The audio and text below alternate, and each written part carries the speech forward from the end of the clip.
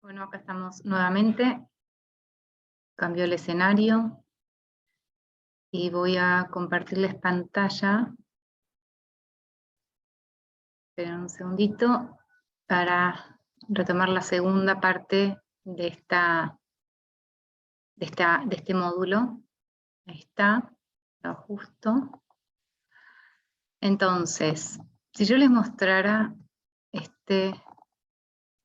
bueno, se los estoy mostrando a esta imagen, este cuadro, y esta imagen de la gente mirando el cuadro, seguramente al preguntarles de qué es lo que ven, simplemente, qué es objetivamente lo que ven, ustedes podrían definir mil cosas, y podríamos tener la sensación, o podría tener la sensación la persona que, digamos que no está mirando lo mismo que nosotros, que estamos viendo cada uno una cuestión diferente. Nuestra atención es selectiva, tenemos filtros de percepción, tenemos modelos mentales, esto lo deben haber visto en la materia de gestión del conocimiento, o lo verán en la materia de gestión del conocimiento. Yo voy a hacer simplemente un abordaje. Tenemos en primer lugar filtros, y estos filtros generan una forma de percepción que se va retroalimentando y generando estos modelos mentales. El sedimento de modelos mentales, después lo vamos a ir viendo, genera lo que son las creencias que nos facilitan, como decía antes al hablar en la primera parte, y hay también creencias que nos limitan en nuestro avance, como si nuestra vida, nuestra carrera, nuestro proyecto fuera un camino. Entonces es interesante entender la antesala de la comunicación en este sentido. Como si fuera en un plan, nos enfocamos sobre todo en el mensaje, y sin embargo, ¿qué hay de la antesala, ¿no? de la materia prima del mensaje que estamos generando? Vamos a ver, por ejemplo, en el caso del cuadro había más subjetividad en juego, pero asimismo uno diga, esto es como la lección básica de fotografía también, ¿no es cierto? Del periodismo, de toda cuestión que tenga una relación con la comunicación y la expresión. Comunicamos a partir de nuestros modelos mentales, incluso con algo simple y llano como una letra del abecedario, podemos llegar a entender o a interpretar, puede llegar a remitir a un montón de cuestiones que nada tienen que ver con la intención original, con el objetivo del emisor, digamos, si tuviéramos que ponerlo en términos así más lineales. Ahora, yo digo esto y casi parece una obviedad. El punto es en qué medida lo tenemos en cuenta al comunicar, en qué medida entendemos que nuestra calidad de comunicación tiene que ver con ese esfuerzo, con esa responsabilidad de salir a bucear en los supuestos, de salir a echar luz a puntos ciegos como son las creencias, esto que les decía, los mandatos, las construcciones que se está haciendo el otro. Insistimos siempre en el feedback como el rechequeo de la interpretación, como la devolución de la retroalimentación de esta cadena de la comunicación. No sé si se acuerdan de los 5 axiomas de Václavic. Pero bueno, la idea es permanecer en ese esfuerzo, y tenerlo como punto de partida para, como acto de, no solamente generosidad, sino de responsabilidad al gestionar la comunicación como lo hacemos nosotros profesionales de la comunicación. Podemos entender también que podemos dar mensajes de manera como muy, muy específica, remitirnos a agua, agua líquido, hielo, y estar explicando, e incluso estar como en la certeza, vivir en la certeza de que hemos sido claros, ¿no? Porque casi siempre es, no sé si fui clara, en vez de, no sé si me expliqué o si se comprendió lo que dije. O podemos decir, si no, como el chequeo, no sé si entendiste y ponerle la responsabilidad al otro. Son, ya les digo, sutilezas que están en el lenguaje, están en la semántica, pero bueno, es hora de entrar un poquito más a esta dimensión para entender que acaso el otro puede estar entendiendo cualquier otra cosa menos lo que queremos decir. A mí me gusta imaginarme los filtros de la percepción como anteojos, eh, porque nos los podemos quitarnos los anteojos y observarlos y decir, ah, tenía los de leer o los de cerca, ¿no? Hay veces que estamos así buscando los anteojos y decimos dónde están y es como que no vemos nuestros propios filtros. Si nos pusiéramos los de Bono, veríamos algo completamente diferente, veríamos un matiz distinto, prioridades, como en la Gestalt también, figuras y fondos. Y me gusta verlo como anteojos y no como lentes de contacto, por esto de que podemos ser más conscientes de que están, de que los tenemos y a la vez, porque como una vueltita de tuerca me gusta entender que los otros nos ven los filtros. Nosotros nos ven los otros nos ven los anteojos, incluso antes de nosotros percatarnos de ellos. En definitiva, que nuestra percepción del mundo sea distinta se debe en primer lugar a esto, a nuestras diferencias en los modelos mentales, que es esta construcción paulatina, segura, que vamos haciendo económica a partir de los filtros. Esto de modelos mentales que nos hace ver las cosas desde nuestra perspectiva. Yo sé que en nuestra vocación de comunicación, de nuestra vocación curiosa, constantemente estamos desafiando modelos mentales. Lo que no sé es si siempre entendemos que el desafío es a modelos mentales, es a cambio de mirada, es a sumar miradas, a sumar perspectiva.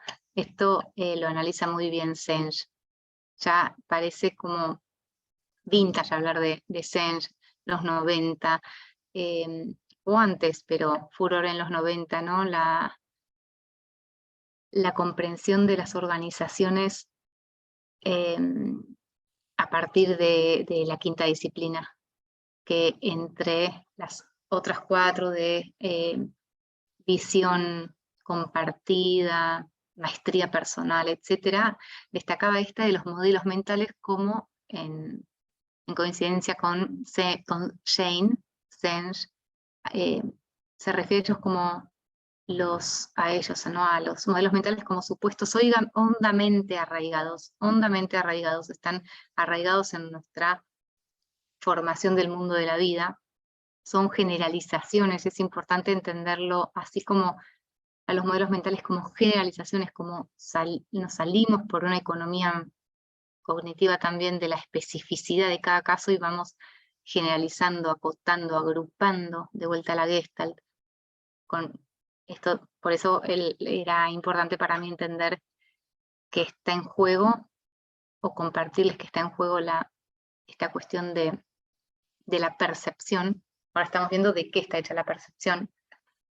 Y esas generalizaciones, las imágenes que nos vamos formando cuando alguien dice A, influyen en nuestro modo de comprender y como entendemos nosotros la comunicación como pragmática de actuar en el mundo.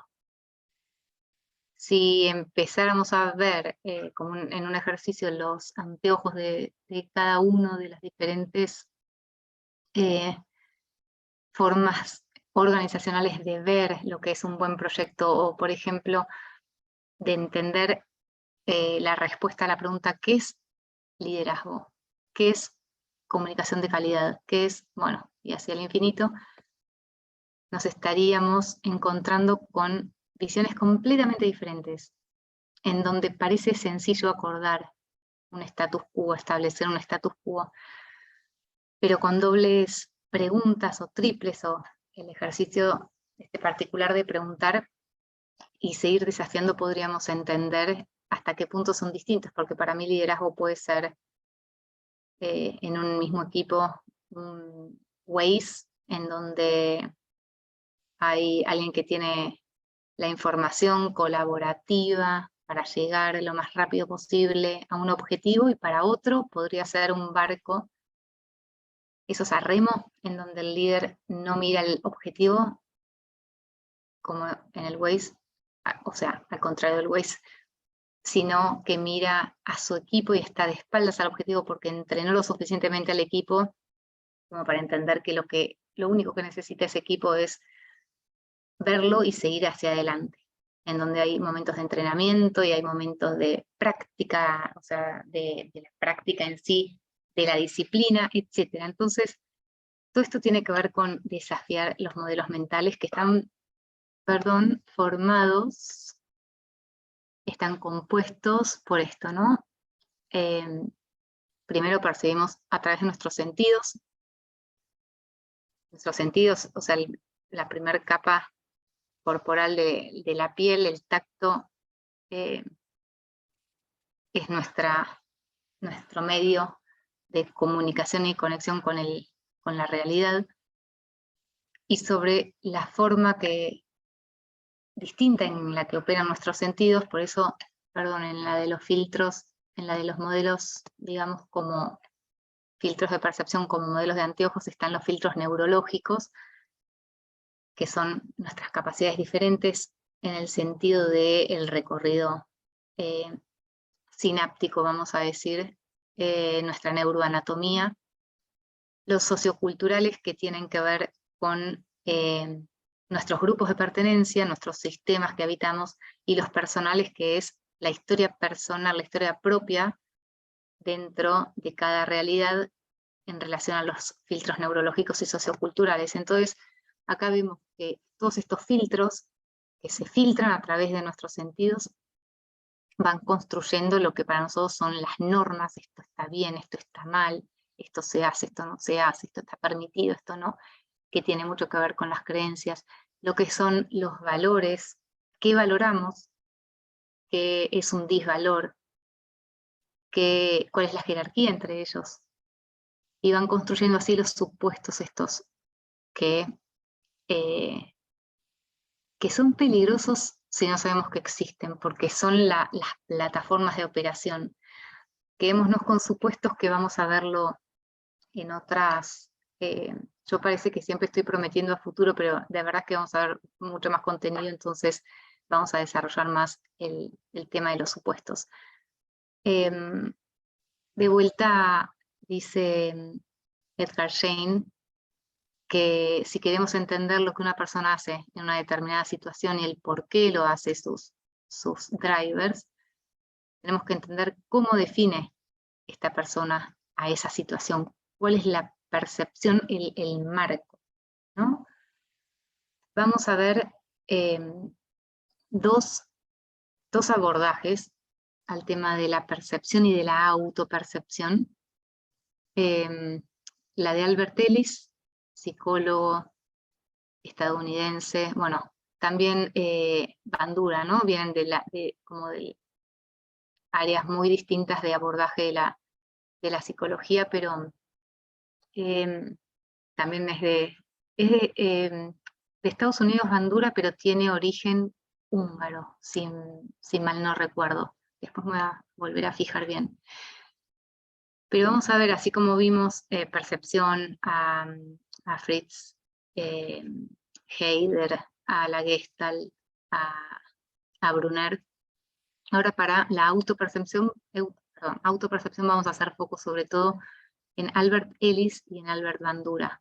Y retrocedemos un poquito para entender esto de Epicteto en la antigüedad, que ya decía, ¿no? El hombre no está preocupado tanto por los acontecimientos, por lo que sucede, por la realidad objetiva, sino por la percepción que tiene de los acontecimientos, o sea, por cómo activan determinadas situaciones, reminiscencias de recuerdos, de vivencias, muchas veces y sobre todo a nivel inconsciente, cómo activan ciertos framing, cierta forma de enfocar la realidad. también lo decía Shakespeare a través de Hamlet, no existe nada bueno, concordancia, ¿no? Ni nada malo, es el pensamiento, es la propia construcción lo que lo hace parecer así. Esto, lejos de estar de caer en un relativismo, es simplemente, digamos, pedagógico, una forma de abordar las diferencias. Es muy también pedagógico la forma en que Ellis explica su teoría. Él dice, bueno, estuvo ejerciendo y recibiendo, ¿no? Terapia psicoanalítica por 6 años, y dice, yo ya entendí todo, yo ya entendí cuáles eran las causas de mis problemas. Lo que todavía no puedo generarme es una predisposición al cambio. Entonces esta idea también, que es muy de comunicación, muy de la pragmática de la comunicación, de hacer, de generar realidades, etc. Entonces abarca la terapia, que bueno, que él tenía formación psicoanalítica en ese momento, la revoluciona en lo que hoy se conoce como el TREC. Tiene mucho de cognitivismo también. Creo que no se puede encasillar a Ellis en una terapia, digamos, del mainstream, sino que él mismo propone, es muy interesante y muy ecléctico. Él es muy diferente, digamos. Hay videos en YouTube, y bueno, yo tengo bibliografía para ustedes. Habla de esto plantea una forma como filosófica de abordar lo que es la necesidad y la predisposición para el cambio en la terapia racional, emotiva, del comportamiento. Entonces ven que está toda la afección de la afectividad y de la emocionalidad en lo emotivo, lo racional con lo cognitivo, y el tema del comportamiento también, digamos, de pasar a poder generarme una situación diferente a la actual. Entonces, dice Ellis, en cambio, con esto que planteaba Epicteto, las cosas no son como, a ver, lo voy a parafrasear leyéndolo de forma más segura. El hombre no está tan preocupado por los acontecimientos como por las ideas que tiene acerca de esos acontecimientos. Y entonces dice que en cambio se ven afectadas las situaciones, estas porciones de realidad, por la interpretación sobre lo que sucede. Y las historias que a partir de esa interpretación tejemos, nos contamos y contamos. El foco de esta parte de la materia tiene que ver con esto de la antesala de la comunicación en tanto a lo que nos contamos y entonces reproducimos. Y él habla del ABC de una forma como muy sencilla, muy simple de explicarnos. Yo, como les decía, les dejo la bibliografía, y si ustedes acaso tengan la intención de seguir abordando las situaciones digamos, más bien desde el punto de vista psicológico, incluso desde la psicología organizacional, aunque no era específicamente el campo de Ellis, creo que siempre suma para la comprensión y la explicación, el entender de una manera tan pragmática el ABC de la percepción. Entonces él dice, el ABC plantea sencillamente que están los hechos, las activaciones, los eventos, está el sistema de creencias, los beliefs, de ahí la B, AB, y C, las consecuencias. Que las consecuencias vendrían a ser lo que yo hago a partir de mi sistema de creencias, mis modelos, filtros, supuestos, mandatos, a partir de los cuales interpreto el evento, la activación, y qué provoca en mí y desde mí hacia el resto, esta activación pasada por el filtro del sistema de creencias. Las consecuencias, que pueden ser o bien decisiones o bien reacciones o bien estados emocionales. Y después desdobla, se los hago como súper simple, pero para tener en cuenta, como su nombre lo indica, el ABC de la autopercepción, y podemos andar todo lo que quieran porque a mí este tema me apasiona, y creo que, o sea, me apasiona porque creo que es muy relevante, básicamente. Y después habla así como nosotros nos referimos, como les decía antes, a las creencias facilitadoras, las que me impulsan, las que me dicen, ¿no? Son como los pensamientos automáticos del diálogo interno. Ustedes saben que tenemos 70.000 pensamientos automáticos aproximadamente por día, en donde la mayoría se repiten. La mayoría se repiten y de una manera, digamos, en un tono de malestar. Son críticos o cínicos, dependiendo del temperamento y de la personalidad. Son pensamientos automáticos que me tiran para atrás, que me dejan anclada en el lugar, que me echan para abajo. Ya veremos otras cuestiones relacionadas con esto, como, bueno, no les voy a spoilear, pero hasta que no detectamos que es un pensamiento, no podemos detectar que es automático. Entonces, hasta que no detectamos que es automático, no podemos sacarlo de ese modo automático para poder gestionarlo. Algo así refiere Ellis en función de las creencias racionales o las irracionales, que no es lo mismo que decir negativas y positivas, no. Las racionales son funcionales, aunque sean creencias negativas, por ejemplo, las que tienen que ver con el realismo, las que me indicarían a mí, por ejemplo, en una creencia racional, no voy a poder correr la maratón esta semana, o no tengo un perfil de liderazgo, no sé, carismático del tipo, bueno, del que sea, ¿no?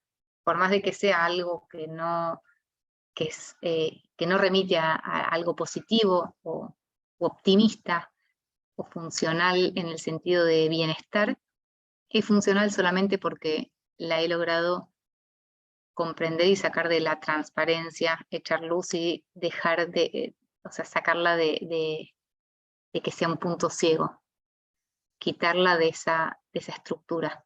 Y después están las irracionales, que son disfuncionales solo por el hecho de que están en transparencia, solo por el hecho de que es un supuesto y que no entiendo, no sé, no me doy cuenta de que está habitando en mí de esa manera. Esto es lo que necesitarían entender y comprender y saber para el ABC de Ellis. Ahora, yendo a Bandura, que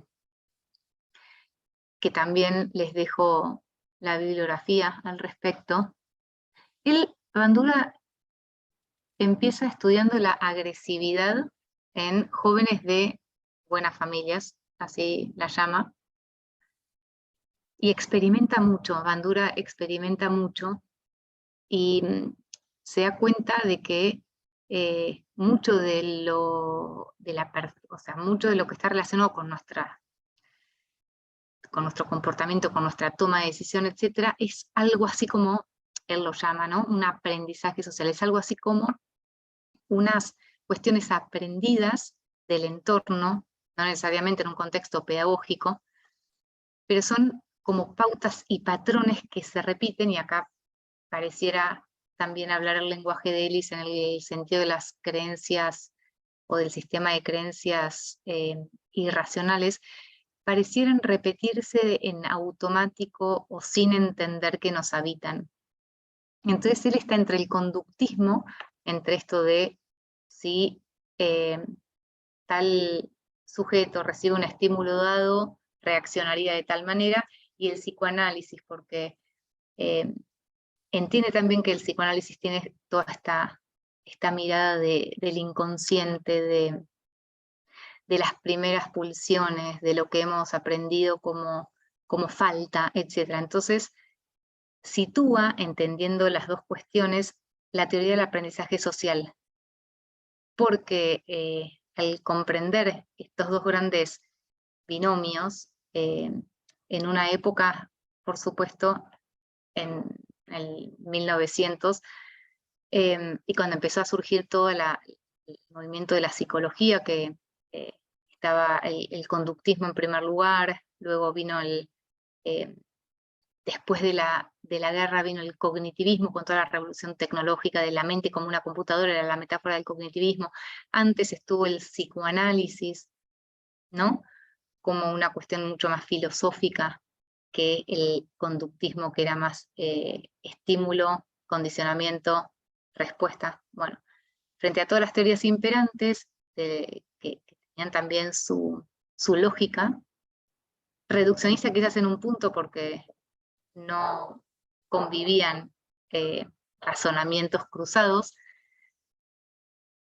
el análisis de Bandura es, al final es como que la persona tiene muy poca libertad de acción, porque o está gobernada por el inconsciente desde el punto de vista del psicoanálisis freudiano, lacaniano, etcétera, o está dominada por el estímulo, y el estímulo aprendido, el condicionamiento, etcétera. Entonces trata, desde un punto de vista como más sociológico, de ir en busca de las construcciones sociales, de grupos, de comunidades. Él establece como una forma de entender y de haber sido impactada por la cuestión esta social, el modelo de causalidad triádica recíproca, en donde no es cuestión de que estamos, digamos, nuestra percepción y nuestro luego accionar está activado por cuestiones personales que impactan en el ambiente, que impactan en la conducta, o al revés, que la conducta individual impacta en el ambiente y luego el ambiente impacta en la persona y la persona entonces tiene determinada conducta, sino que establece como un flujo multidireccional de situaciones en donde en la tríada las cuestiones personales, la forma en que conocemos todo lo que tiene que ver con los filtros emocionales, la biología, todo lo que vimos antes de los anteojos, todo lo personal tiene un impacto y es impactado por lo ambiental, lo sociocultural, y establece también la retroalimentación en el ambiente más sociocultural y en lo personal en función de la conducta y viceversa. No sé si vamos, esto sí, no se los prometo, porque no sé si vamos a llegar a ver en el clásico, si no lo podemos ver en el sincrónico de la profecía autocumplida, cómo vamos generando una retroalimentación en mis pensamientos, digamos, en la economía del pensamiento y en mis pensamientos automáticos y en ciertos sesgos de economía de la atención, vamos generando ya como el prejuicio de entender lo que va a suceder o el impacto que esto va a tener en el otro o en nosotros mismos, al punto de retroalimentar entonces lo que con mi actitud, lo que voy a terminar comunicando al otro para que termine convencido de que su reacción posible ante lo que yo planteo es tal o cual. Lo podemos activar más bien en el sincrónico si no llegamos a verlo. Entonces, esta nueva visión se basa mucho en estos procesos que son cognitivos, o sea, que tienen a la mente como motor, no niegan lo mental, que digamos, no es puramente ni inconsciente ni emocional, la situación es mental, consciente, interpersonal a la vez, o sea que hay una idea de comunidad, de grupos de pertenencia, de sociabilidad. Y entonces habla de estas de estos dos rasgos que son la agentividad. Podemos pensar en la agentividad como en el liderazgo, en que soy agente de mi propia historia, de mi propio accionar. Y también introduce el término de la autoeficacia, que es un concepto, digamos, originalmente hace referencia a las creencias que tienen las personas sobre sus propias capacidades y habilidades para organizarlas de tal modo que les permitan conseguir ejecuciones deseadas. Entonces, ¿qué tanto creo, siendo un sujeto activo, un agente, con esta característica de la agentividad, qué tanto realmente creo en mi eficiencia, en mi eficacia? Es interesante verlo de esta u otra manera por esta introducción de la autopercepción en función de la valoración. La eficiencia personal, la eficacia personal, percibida, autopercibida, dice Bandura, no es una medida de las aptitudes de la persona, no tiene que ver con sus capacidades, sino que es una creencia que es relativa, que se establece en función de inputs del ambiente que pueden ir cambiando, pero son constitutivos y propios, son individuales, personales, son de cada uno. Y acá es donde la cuestión cognitiva deja paso a la cuestión de como de una percepción más bien emotiva, de lo cual puede hacer en diversas situaciones de lo que soy capaz, más allá de las aptitudes, más allá de las competencias. Tiene que ver como con una autoconfianza. En definitiva, la palabra que más se le acerca quizás sea la autoestima. Entonces, dice que los efectos del sentimiento de eficacia personal, cómo yo valoro mi autoeficacia, mi eficacia, la autoeficacia, son más fuertes, son más determinantes, son más impactantes, influyentes que el de las competencias. Y al serlo, de esta manera, en función de la autopercepción, también nos dan la pauta de que, en definitiva, es lo que terminamos comunicando. Comunicamos la valoración que tenemos de nuestra propia autoeficacia. Cuando tenemos que hablar de liderazgo, yo creo que es imposible hablar de liderazgo en cualquiera de los formatos, porque tampoco es que, ya lo vamos a ver, no soy muy partidaria de estudiar modelos de liderazgo, estilos de liderazgo, o sea, sí como dimensiones, quizás como también matrices para detectar indicadores, pero de verdad que el liderazgo empieza por el autoliderazgo, y el autoliderazgo empieza por el autoconocimiento, y el autoconocimiento se basa en la calidad del diálogo interno, de las creencias que me cuento a mí mismo, que tengo, que me facilitan, que me impiden, de la autoeficacia y de mi propio storytelling. Los factores implicados en el proceso dinámico de la autoeficacia, ¿no? Para entender de qué está compuesto, indicadores, son la percepción de logro, cómo percibo yo de que soy capaz, más allá de mis capacidades y habilidades, el logro. El aprendizaje social, que es la función de la empatía, en qué medida la teoría de la mente, bueno, no voy a abrumarlos con teoría de la mente ahora, pero en qué medida soy consciente de mi capacidad de, mal dicho, porque ahora vamos a ver el tema de la empatía, puedo ponerme en el lugar del otro, entre comillas. Empatía como ponerse en el lugar del otro, pero sí es entender la percepción del otro. Esa es la teoría de la mente. Si alguna vez escuchan hablar de teoría de la mente, es esta la capacidad que tiene una persona de ponerse en el lugar de la percepción de otra.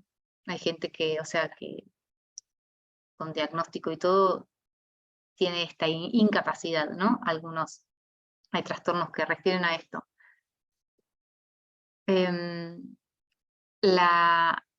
También la autoeficacia está ligada a la percepción de autoconfianza, a partir de la mirada del otro, como si fuera un efecto Pigmalión.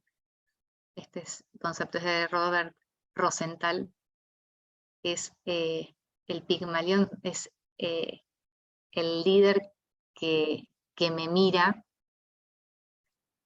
y a partir de su mirada, de esa mirada que yo reconozco del otro en mí, puedo verme reflejado en mis capacidades, en mis competencias y en mi capacidad de la percepción del logro.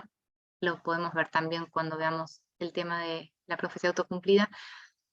Y esta conjunción de la integridad, la percepción holística de la mente y el cuerpo, es el estado fisiológico y emocional, o sea, en qué medidas soy consciente de que una dimensión, como si fuera posible aislarla, la fisiológica o la emocional, se autoincluyen, se autoinfluyen, se relacionan.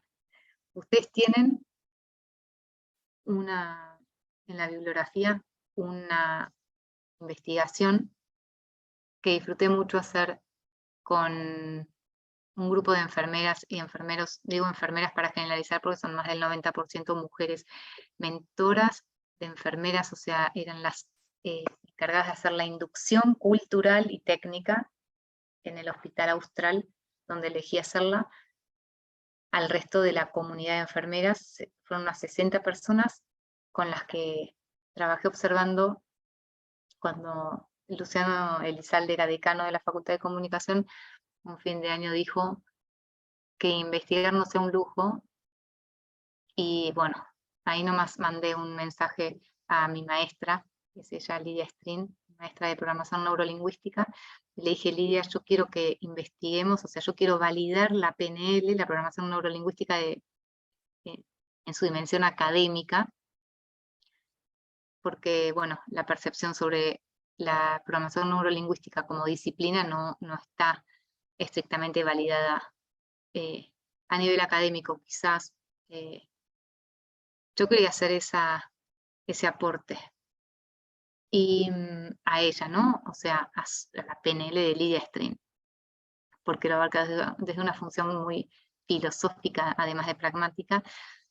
Y se me ocurrió que para inducirla, o sea, comenzar con la investigación y recortar la realidad de cierta manera, lo que podíamos hacer era entender cómo generan empatía las enfermeras del Hospital Austral a partir de sus mentoras, las enfermeras mentoras que tienen, además de pacientes, tienen a cargo otros grupos de enfermeras. No sé si ustedes conocen lo que es la PNL, la programación neurolingüística, y también una materia optativa en las maestrías, nuestras maestrías acerca de esto, que tiene que ver con la comunicación de calidad en función de la PNL nace modelando, o sea, entendiendo descubriendo cuál es la estrategia implícita, tácita, a nivel de los supuestos, intuitiva, de sobre todo 3 grandes psicólogos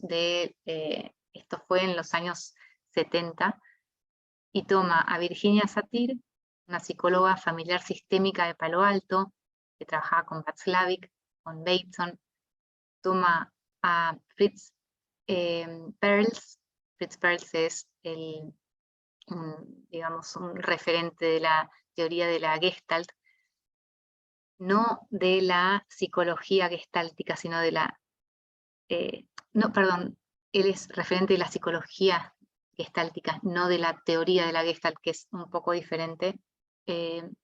Lo que modelan, ¿no es cierto?, en Satir, en Fritz Perls y en Milton Erickson, con los estados alucinatorios de alteración por medio de la hipnosis clínica, modelan entre ellos 3, descubren cuál es la estrategia que tienen para generar terapias eficientes, terapias de impacto. Dicen, a ver, ¿por qué a estos 3 se les da la cura, se les da el que sus pacientes puedan recobrar el bienestar? ¿Cómo hacen para lograrlo? Y descubren ciertos patrones, los sistematizan. Los autores son Richard Bandler y John Grinder. Bandler y Grinder son los autores de la PNL. Lidia se forma con ellos y trae la PNL junto a su socia en ese momento a la Argentina. A la Argentina y después a España, traducida porque ellos, bueno, son estadounidenses. Y a través de esto, ahora voy a la investigación, que ustedes la tienen para para discutir después en nuestro sincrónico. El vehículo de esta investigación de cómo generan empatía los enfermeros y las enfermeras, sobre todo del Hospital Austral, fue una capacitación de 6 semanas, de 1 mes y medio, en competencias de comunicación a partir de la programación neurolingüística. Y el hallazgo, o sea, cuando yo hice, bueno, metodológicamente, 3 entrevistas en profundidad, un focus group con unas 12, 15 enfermeras. Cuando salí del focus group dije, acá no tengo investigación realmente. Yo quería investigar cómo crean empatía y se pasan de empáticas. Pero en ese se pasan de empáticas estaba la serendipia. ¿Saben qué es la serendipia? Una serendipia es un resultado de una investigación que se da casi por casualidad, que surge sin haber estado previsto en las hipótesis de la investigación. Y casi abandono mi inquietud de cómo generan empatía las enfermeras del Hospital Austral, porque veía que estaban súper orgullosas, bendecidas, se sentían de su rol, de agradecidas con la institución, o sea, a nivel cultural, corporativo, etcétera, todo era 10.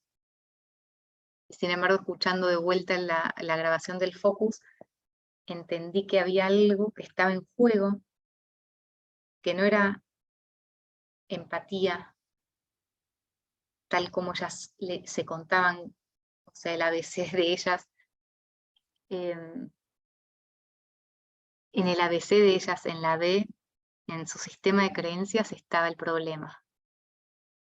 Porque el problema, o sea, o la característica de empatía terminaba siendo un problema en ellas que, como decía antes, se pasan de empática. Y pasarse de empatía es ciertamente un riesgo de burnout, riesgo de, bueno, se puede englobar tranquilamente en burnout y todas las consecuencias que esto puede traer a nivel personal, a nivel familiar, sistema, y a nivel incluso corporativo, si se quiere poner un foco más institucional. Vamos a ver, yo ahí les dejé las preguntas para abordar este caso, para entender qué entendían y entender dónde estaba la situación. A partir de eso, esta es una matriz que está en progreso, ¿no? En proceso, y que tiene que ver con esto. Así como ese cuadro de 4 cuadrantes para entender que la comunicación corporativa institucional se basa en la cultura, se basa en los equipos y en lo interaccional, interpersonal, que remite en primera instancia a la autoestima, a la autopercepción, al concepto de la autoeficacia. Algo así tenemos para hablar de empatía, así dejamos de hablar livianamente de empatía, es ponerse en los zapatos del otro, porque nadie quiere estar en los zapatos del otro, son del otro, están usados, tienen la forma del pie del otro, no nos van ni a nosotros ni al otro, y estando en el lugar del otro no podemos ser funcionales al acompañamiento, que es en realidad la empatía, el acompañamiento en la búsqueda de un mayor bienestar, disociándonos de manera sana y con un equilibrio delicado, que ahí está la cuestión, ¿no? De el problema, el dolor, la emocionalidad del otro, es donde podemos, con la distancia óptima, mirar y ver más y entender cuáles son los recursos guía para facilitarle. Y ese es el liderazgo, eso es liderazgo. Acá entendemos, esto está en progreso, bueno, me sale decir in progress, pero es como en proceso, ¿no? Está en beta. Las dimensiones sobre lo que opera la empatía, ¿no? Lo que se nos es dado, bueno, los vamos a ver después en el sincrónico, perdón. Los niveles de gestión, sobre qué niveles de gestión se basa la empatía, las palancas para el cambio y los resultados. Bueno, por último, nos falta un temita más, pero no los quiero seguir abrumando con cosas que después podemos comentar. Esta es la definición de empatía de Lidia para la investigación, quería tener la suya, y después está en relación a, acá se abría otro tema en el cual estoy investigando ahora, estoy investigando con un grupo de cuidados paliativos. Otra situación es el modelo de eficiencia en el trabajo en equipo y el liderazgo que ellos tienen, pero no se preocupen por esto ahora. Y acá tengo a un referente en lo que es el cuidado de los que cuidan, que es Enric Benito, un catalán fuera de serie. Esto es liderazgo, en donde nos plantea por así decir, los riesgos de una empatía que va en contra, o sea, los riesgos de cuando la empatía no tiene en cuenta al cuidador, al ser empático en primer lugar. Entonces la empatía nos permite compartir las emociones de los demás, puede conducir a la angustia empática o a la compasión. La empatía cognitiva, que es otro tipo de empatía, nos permite una comprensión cognitiva, saber qué pasa, entender qué pasa, de los conocimientos de otra persona, de los pensamientos o intenciones, y estas formas socioafectivas, sociocognitivas que tenemos para comprender a los demás, se sostienen sobre redes neuronales diferentes. O sea, no es lo mismo esto, o sea, desde las neurociencias y las activaciones neuronales en estudios de electroencefalogramas, ¿no? Lo que se puede observar de la mente. Van por circuitos, hacen sinapsis en recorridos diferentes. La empatía emocional, la que deriva en una angustia empática, llamada angustia empática, o compasión, va por otro carril que la empatía cognitiva, que la comprensión cognitiva, que sin ser autómata, automática, disociada, egoísta, fría, ¿no? Sin ser eso, la empatía cognitiva es la que nos hace ser funcionales en la medida de nuestras posibilidades para asistir y acompañar al otro en un proceso de cambio. No quiero decir que midamos la calidad del quantum de energía en el acompañamiento del otro. Es un tema que me gustaría compartirlo con ustedes y entender sus posiciones en un intercambio. Ahora estamos como abriendo las compuertas de una mirada diferente hacia lo que siempre entendemos por empatía. Entonces, empatía como capacidad general para resonar con los estados emocionales de los demás independientemente de su valencia positiva o negativa. Esto tiene dos componentes, la compasión y el distrés empático, que es sentir por o sentir con. A esto se refiere Tania Singer, que es una neurocientífica. La propuesta no es a dejar de resonar con empatía emotiva o emocional, sino a entender que acaso hay una forma diferente. Es polémica también Tania Singer, o Singer. Bueno, quienes han trabajado con ella a veces también ¿cómo decirlo? No consideran que es una persona del todo empática, no sé. Les planteo la inquietud porque, como les decía en la primera clase, estamos hechos de contradicciones y sin embargo estamos en el camino. Hay una cuestión que me parece súper importante alinear con esto, y con esto casi que ya terminamos, que es la indefensión aprendida y la cuestión relacionada con la empatía en función de la autoestima. Esto fue lo que vi a grandes rasgos, para explicarlo a grandes rasgos, en los enfermeros y en las enfermeras del hospital. El tema de la autoestima, muy ligada a la indefensión aprendida. Yo no sé si alguna vez escucharon hablar de esto, es un término que usa mucho la psicología positiva, esto de la indefensión aprendida, y que se metaforiza con este pájaro que nunca supo algo diferente a la jaula y entonces, aunque esté la puerta abierta, se queda ahí.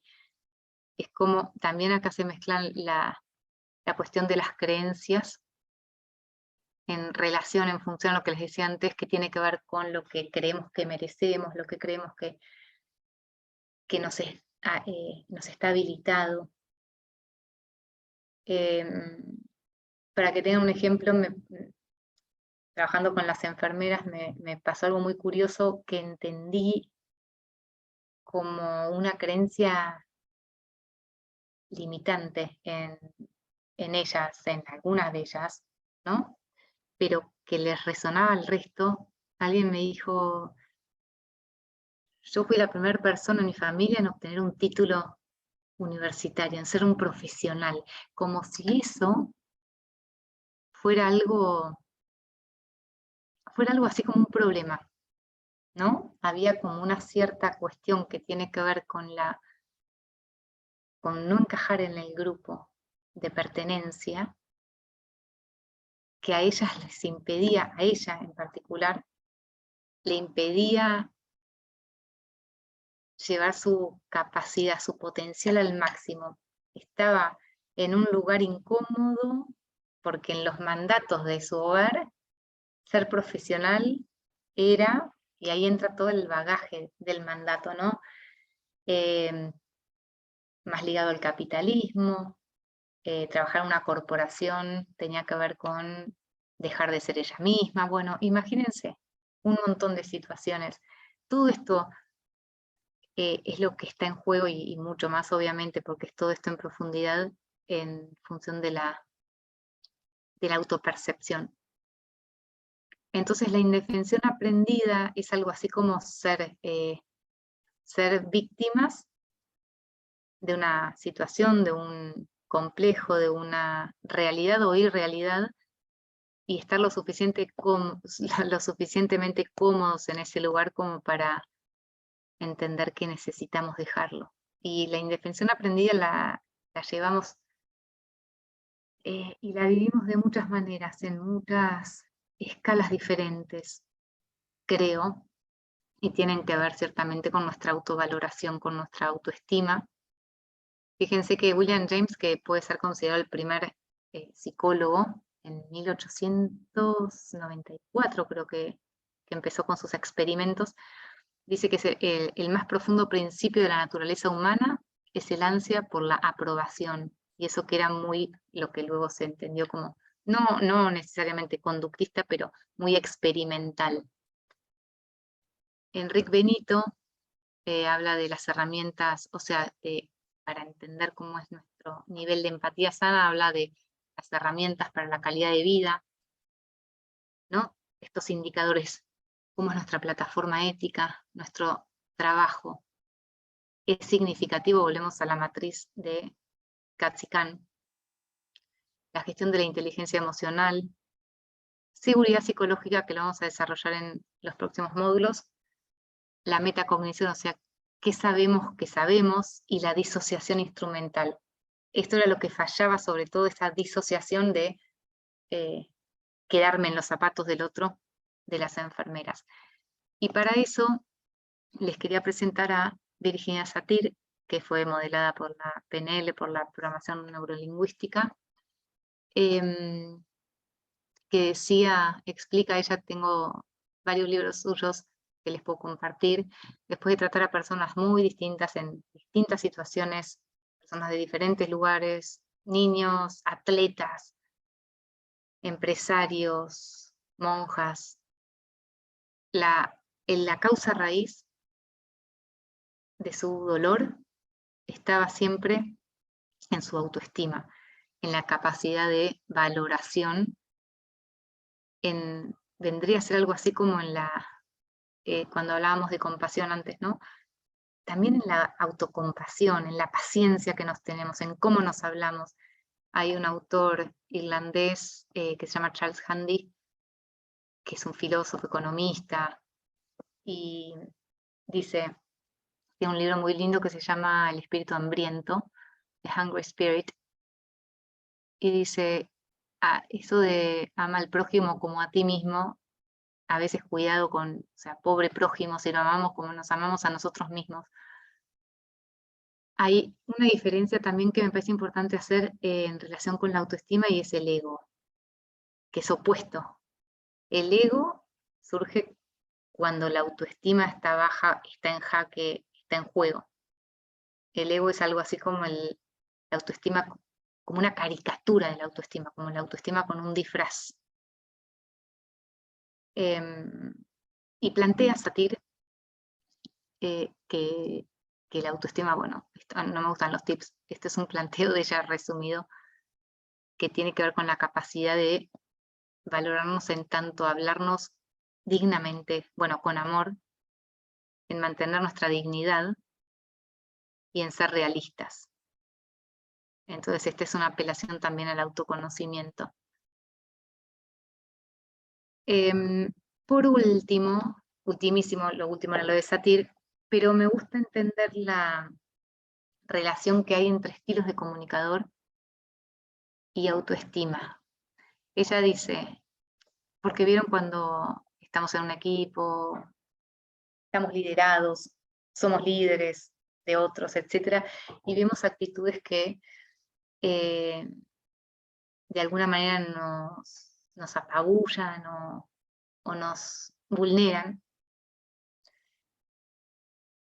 Y ella habla de estos estilos disfuncionales de comunicador en función a esto, y que me parece interesante para entender que quizás estos perfiles que eh, que nos impactan de una manera poco funcional, tal vez, y según lo explica Virginia, tengan que ver con un problema de autoestima del emisor, de ellos.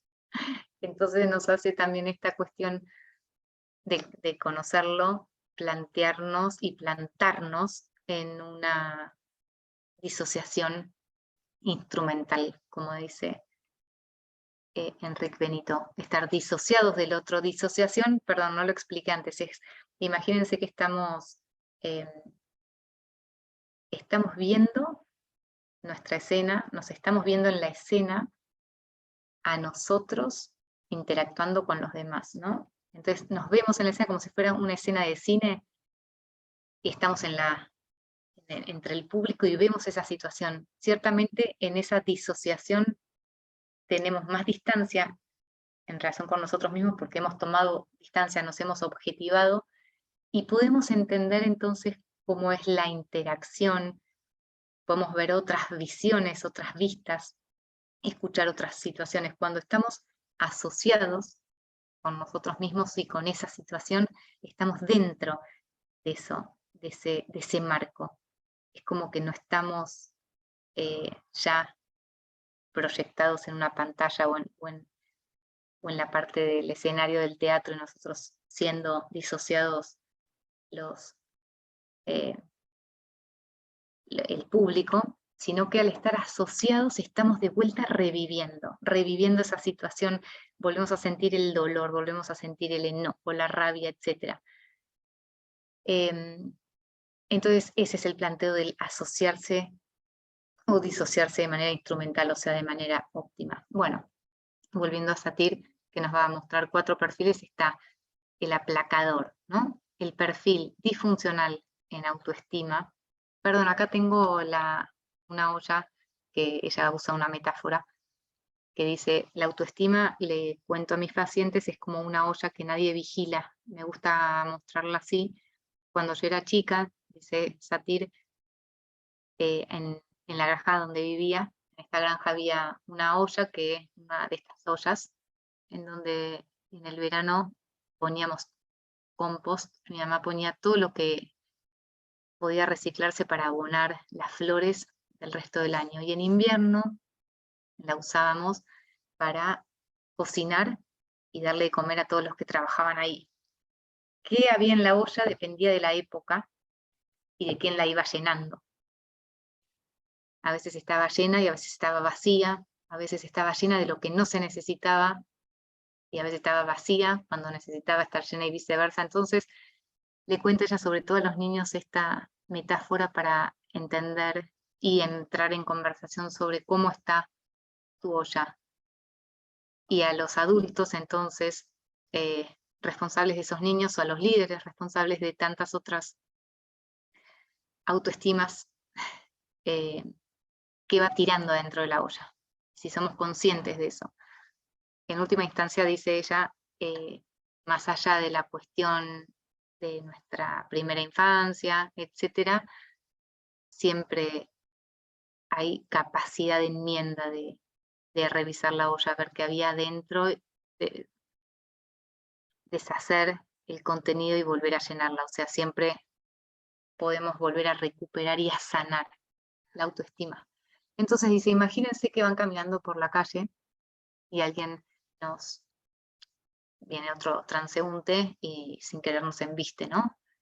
Y yo digo, ay, perdón, ay, soy una tonta, no, bueno, y empiezo como a tirarme a menos, a echarme para abajo, como si fuera yo el culpable, el sumiso.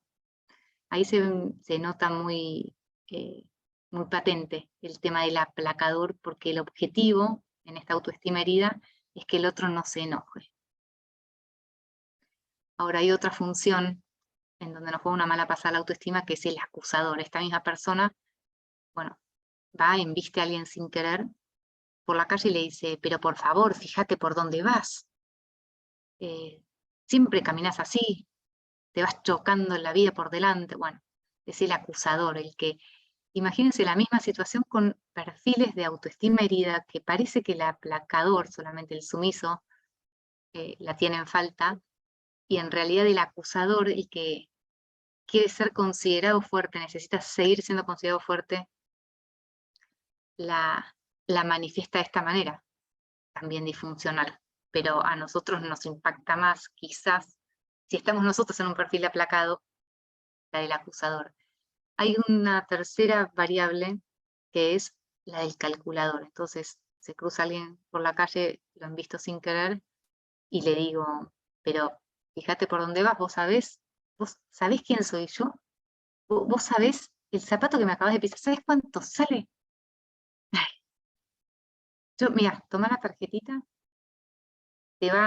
vas a llamar por favor mañana a tal hora a mi secretaria, que te va a decir exactamente a dónde me gusta que lleven los zapatos cuando se marcan como acabas de hacerme, ¿no? Y es el calculador el que trata de impresionar, de sacar partido.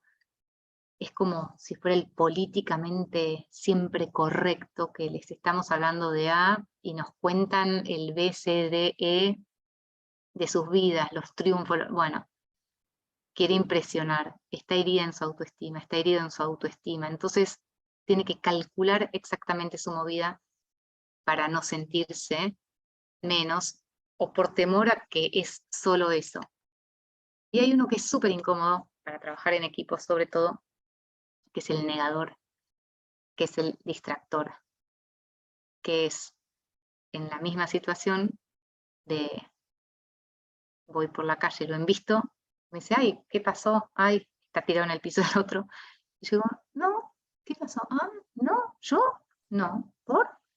Y es esa situación en donde lo que necesita el distractor, el negador, es que no haya ninguna amenaza.